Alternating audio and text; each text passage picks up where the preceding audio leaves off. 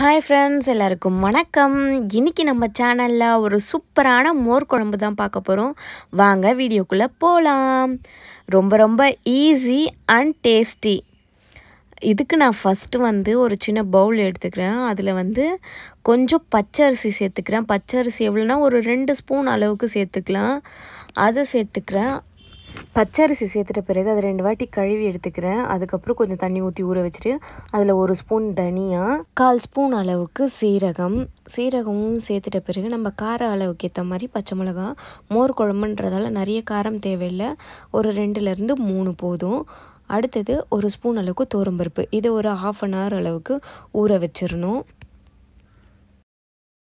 1/2 hour போல் ஊறினதும் நம்ம ஒரு mixie ஜாரில் சேர்த்துக்கலாம்.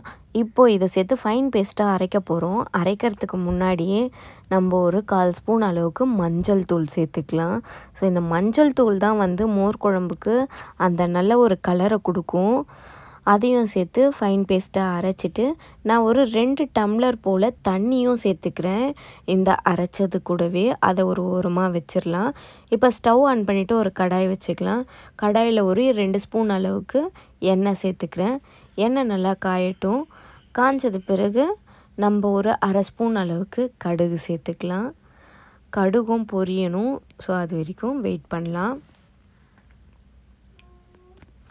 கடுகு பொரிஞ்சது பிறகு 1/2 ஸ்பூன் அளவுக்கு கடலைப்பருப்பு, 1/2 ஸ்பூன் உளுத்தம்பருப்பு, 4 காஞ்ச மிளகா இதெல்லாம் நல்லா தாளிச்சிக்கலாம். தாளிச்சிட்ட பிறகு ஒரு கொத்து அளவுக்கு கருவேப்பிலையும் சேர்த்துக்கலாம். இந்த தாளிப்பு கூடவே நீங்கள் 1/2 ஸ்பூன் அளவுக்கு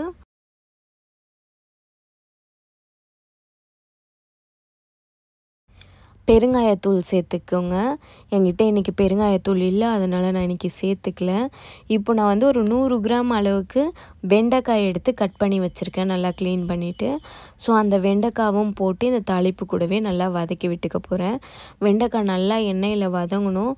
ஸோ ஒரு 2-3 நிமிஷம் அப்படியே வதக்கிட்டுருக்கலாம். வதங்கின பிறகு நம்ம இங்கே அரைச்சி வச்சுருக்கோம் இல்லையா பேஸ்ட்டு, அதில் 2 டம்ளர் அளவுக்கு தண்ணி சேர்த்துக்கிறேன். நம்ம மோர் குழம்பு எவ்வளோ வேணுமோ அவ்வளோ தண்ணி சேர்த்துக்கலாம். எனக்கு இது மட்டும் போதுன்றதால நான் 2 டம்ளர் மட்டும் ஊற்றிக்கிறேன். இப்போ அரைச்சி வச்சுருக்கிறத வெண்டைக்காய் வதக்கல்ல சேர்த்து நல்லா கலந்து விட்டுக்கலாம். இதில் நம்ம அரிசி பருப்புலாம் சேர்த்துருக்கிறதுனால சீக்கிரத்துலேயே கெட்டி பிடிச்சிக்கும். ஸோ நம்ம கைவிடாமல் கலரிட்டுருக்கணும். இப்போ நான் ஒரு தட்டு போட்டு மூடிட்டு போயிட்டேன். ஒரு 2 நிமிஷம் ஆயிடுச்சு. அதுக்குள்ளே பாருங்கள் நல்லா கெட்டி ஆயிடுச்சு.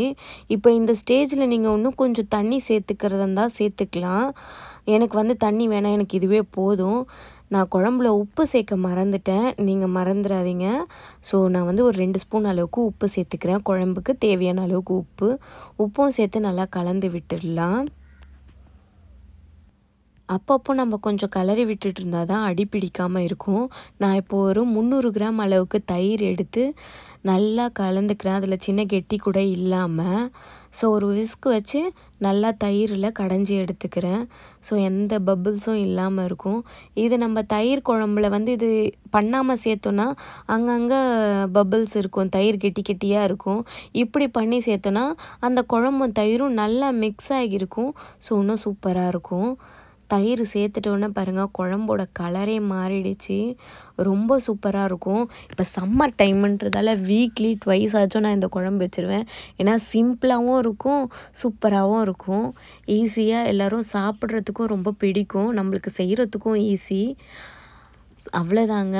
நம்ம தயிர் சேர்த்துட்ட பிறகு ரொம்ப நேரம் விடக்கூடாது. ஒரு 2 நிமிஷம் போல் மீடியம் ஃப்ளேம்லேயே வச்சு கொஞ்சம் லேசாக நுரக்கட்டி வரும்போதே அடுப்பை ஆஃப் பண்ணிடலாம்.